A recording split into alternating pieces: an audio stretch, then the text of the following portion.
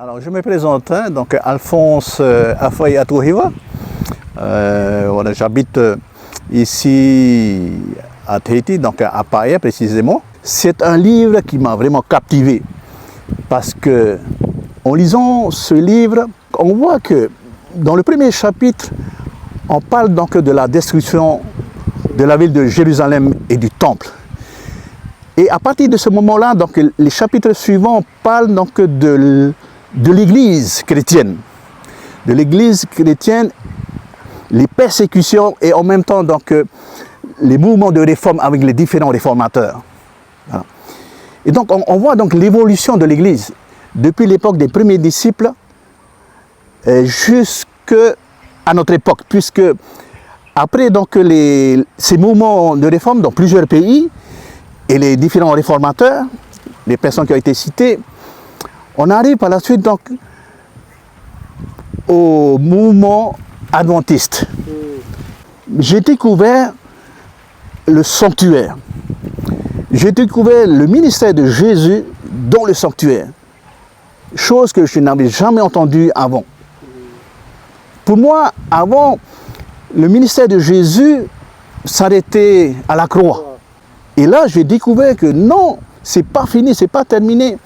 Jésus continue à œuvrer pour le salut donc, de l'humanité, donc des pécheurs, dans un sanctuaire qui se trouve dans le ciel. Et ça, c'était complètement nouveau pour moi. Parce que dans ce sanctuaire, il est devenu notre souverain sacrificateur. Notre souverain sacrificateur, donc, il a un rôle important à jouer. Je recommande fortement donc, à chaque personne de lire. Pourquoi? Parce que ce livre, s'il vient vraiment de Dieu, c'est donc un moyen que Dieu a mis en place pour révéler des choses nouvelles pour les personnes des temps de la fin avant le retour de Jésus. Ces personnes donc vont découvrir ce que j'ai découvert. Ce livre annonce aussi les événements des derniers jours et surtout comment le malin, Satan, œuvre. Parce que ce livre parle du grand conflit entre le bien et le mal, entre le Christ et Satan, jusqu'au moment où Satan va être éliminé, détruit par le Christ. Et c'est une révélation vraiment importante de la part donc, de Dieu. Alors, par rapport donc, à l'histoire, nous savons que la Bible nous enseigne ceci. C'est que au départ, Dieu a choisi un peuple. Hein. Bon. Avec la promesse faite à Abraham, donc est sorti le peuple d'Israël, le peuple de Dieu.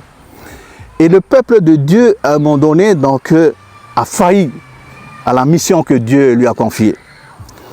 Et selon donc, la prophétie qui a été annoncée donc, dans sa parole, dans la Bible, dans Daniel, un temps a été donné à ce peuple. Un temps, un délai. Et arrivé à la fin de ce temps qui a été prophétisé, ils ont refusé définitivement d'accepter le Messie, Jésus. Et ce peuple juif a refusé et crucifié, donc, crucifié le Christ et persécuté donc, les disciples de Jésus, les premiers chrétiens. Donc par cela, ils ont confirmé leur refus donc, de recevoir donc, Jésus-Christ.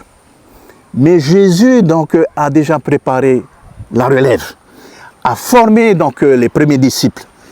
Et les premiers disciples, a formé d'autres disciples. Et c'est comme cela que l'Église a commencé, l'Église chrétienne. Et cette Église donc a grandi. Mais voilà, l'histoire nous dit aussi que l'Église, donc finalement, qui a été fidèle au début, a apostasié. C'est l'Église romaine papale, donc, qui a apostasié, donc, puisque pendant donc, des années, même pendant une période qui a été prophétisée, donc, a tout fait pour que la parole de Dieu ne soit pas lue par les personnes, donc en même temps utiliser une langue, la langue latine pour qu'elle ne soit pas compréhensible. Tout fait pour que la parole de Dieu soit cachée, la vérité soit cachée, la Bible. Et ce sont donc les personnes que Dieu, dans sa prévoyance, dans sa bonté, a choisi pour que la Bible, la parole de Dieu, puisse être de nouveau, être à la portée de tout le monde. Donc au départ, donc, forcément, ils étaient dans cette église. Et bon, les plus connus chez nous, donc chez les Français, donc il y a Luther, il y a Calvin, mais il y a eu d'autres. Et bon, ces personnes donc, étaient membres de cette église. Mais ils ont vu les erreurs, donc les égarements donc, de leur propre église, de leur enseignement. Et c'est comme ça donc ils ont aidé donc, les personnes à mieux comprendre et à avoir l'erreur et la vérité. Parce que l'église est tellement, l'église romaine, c'est tellement éloigné donc jusqu'à enseigner que le salut s'obtient par les œuvres, qu'il fallait payer et qu'on pouvait être pardonné donc, par des prières des humains et par l'immortalité donc de l'âme. Il y a eu tellement d'erreurs, d'hérésies qu'il fallait intervenir et Dieu est intervenu pour ramener la vérité et pour que les gens, les pécheurs puissent être sauvés, connaître la vérité pour être sauvés. Et hélas, l'histoire nous révèle que des millions de personnes ont été persécutées et ont été mises à mort, y compris donc ces fameux réformateurs. Ce qui est triste. Ils ont payé de leur vie. Beaucoup n'ont pas refusé et beaucoup ont terminé sur le bûcher ou mis à mort. Effectivement, donc, ce sont des événements qui vont se reproduire. La Bible, la parole de Dieu est suffisante pour le salut de l'homme.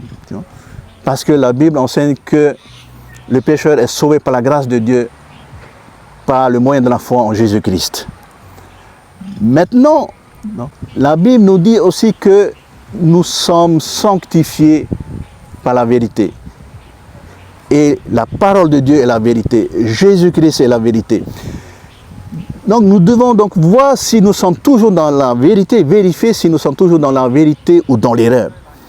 Et c'est là que ce livre apporte du nouveau, parce que ce livre nous aide à comprendre comment l'ennemi, Satan, le diable, l'ange rebelle, comment il trompe les personnes par la ruse, soit par le passé, donc en interdisant les personnes de lire la Bible complètement.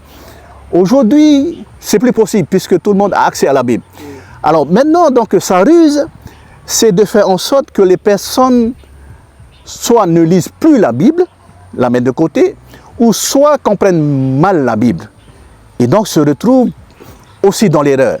Et nous devons continuer à avoir l'esprit large, ouvert, de manière à pouvoir toujours défendre notre foi et la vérité, mais aussi partager, aider, tout en sachant que, étant humains, nous pouvons aussi être dans l'erreur, nous tromper, nous sommes humains. La seule manière de savoir si nous sommes toujours dans la vérité, c'est de vérifier la Bible et si elle est bien interprétée.